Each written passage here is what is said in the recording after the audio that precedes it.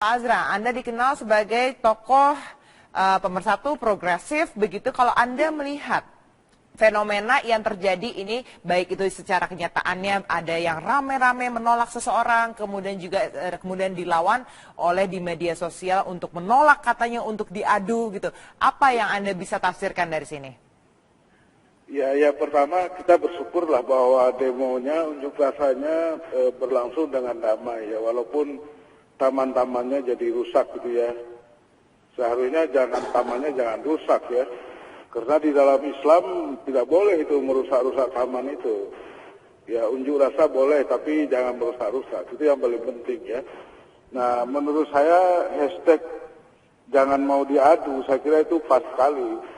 Bersatu tolak diadu, itu saya kira pas sekali itu. Memang kita harus jangan mau diadu domba ataupun terpengaruh oleh isu-isu yang gentayangan di media sosial. Di media sosial itu banyak sekali itu yang saya kira nggak cocok lah, baik dari sudut keagamaan mau juga dari sudut kebangsaan, itu nggak cocok gitu. Apalagi kemudian ini kan peristiwa ini kan cuma sekali 5 tahun ya, jadi jangan sampai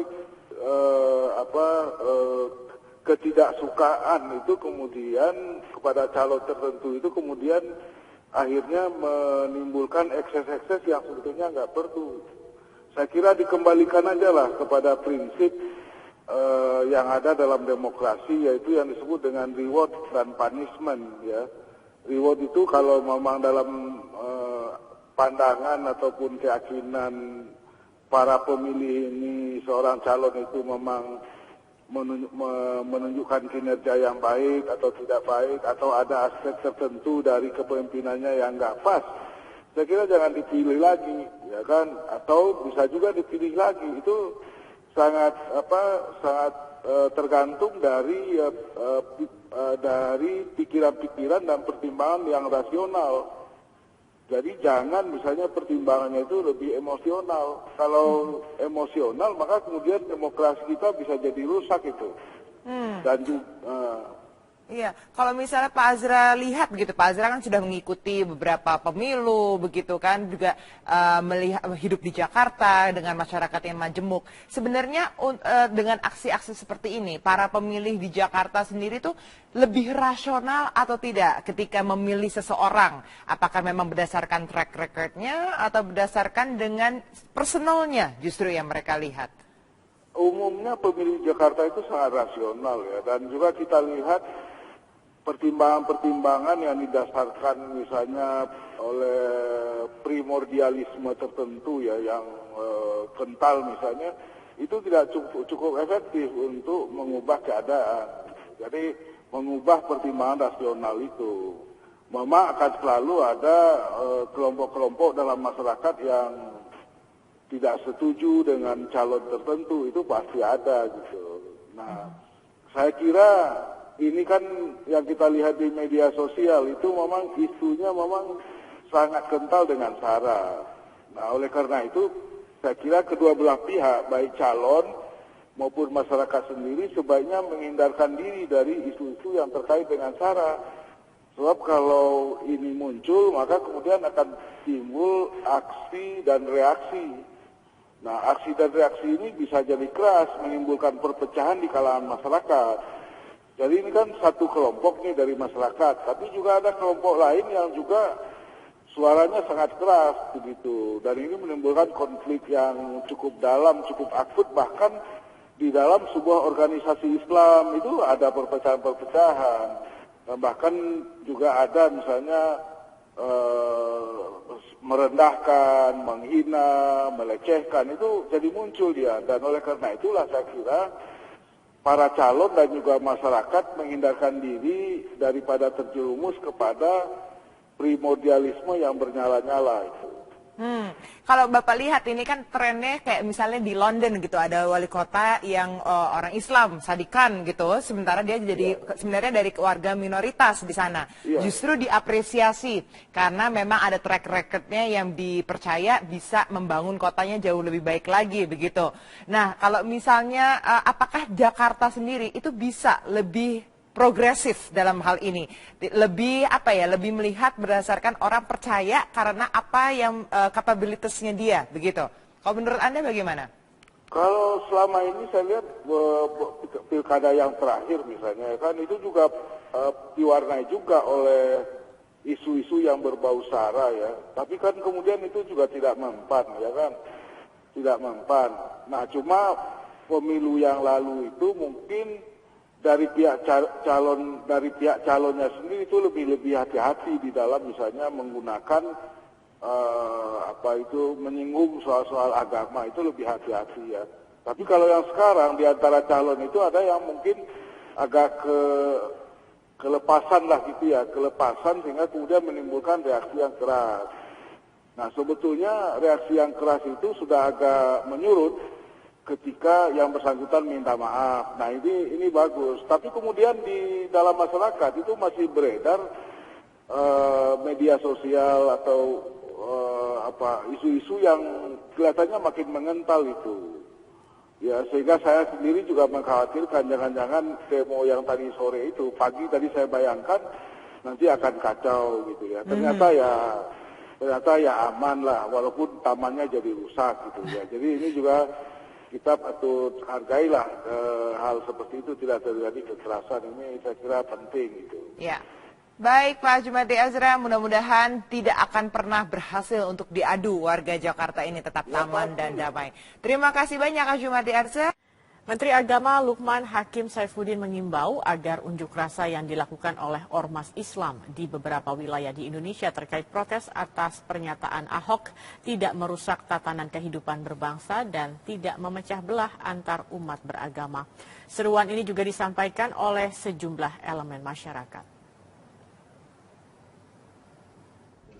Para tokoh lintas agama duduk bersama di kantor Kementerian Agama menyerukan pelaksanaan pilkada yang damai dan tidak memecah belah antar umat beragama. Menteri Agama Lukman Hakim Saifuddin menyatakan seluruh organisasi masyarakat Islam yang berunjuk rasa agar tetap pada koridor yang benar dan tidak melanggar aturan.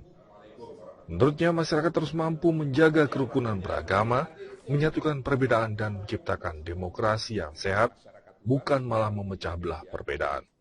Bagaimanapun juga kita harus sadar bahwa kita hakikatnya adalah satu saudara sebangsa dan setanah air. Jadi kita harus menjaga betul keindonesiaan kita, jangan terkoyak dengan hal-hal yang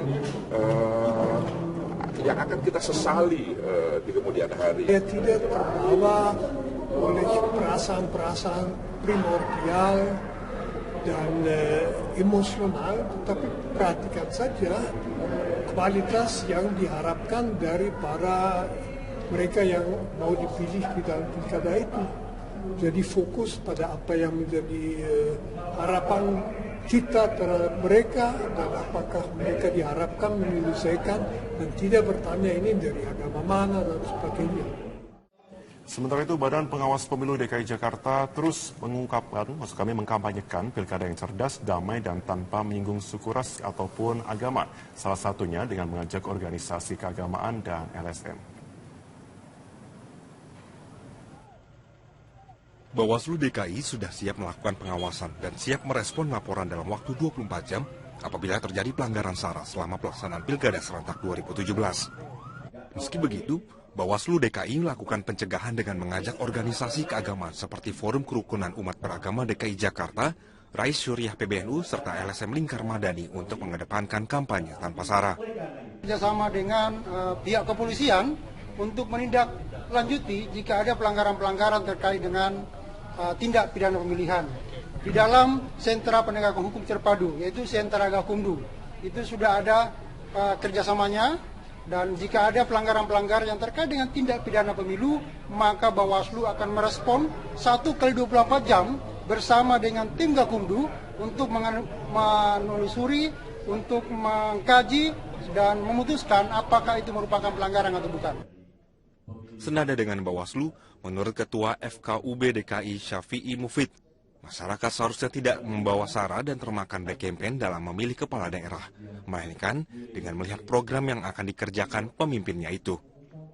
Pihaknya pun terus berupaya dengan mengajak masyarakat dan pemuka agama berdialog agar tercipta pilkada yang damai.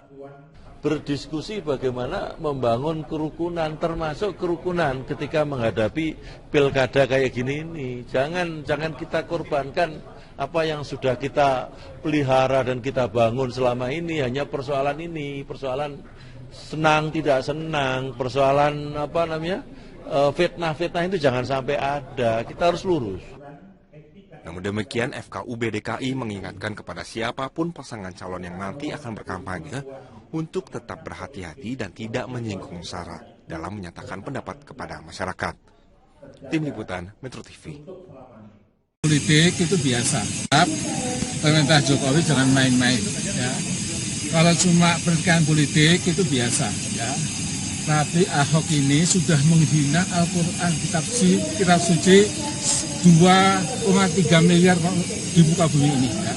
Jadi yang tersinggung bukan orang Islam Jakarta saja. Saya kira dari Aceh sampai Papua tersinggung. Ya.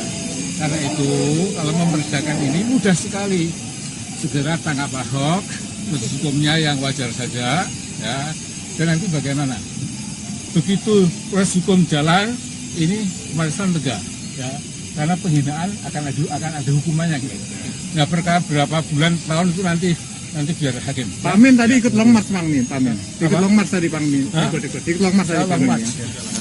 Jadi saya sudah hampir 3 tahun, tapi saya suka jalan alhamdulillah. Ini sudah mewakili semua elemen apa untuk hari ini. Nah, paling enggak Surah Muhammadiyah itu seperti ketua pemuda itu Mas Daniel itu sudah betul.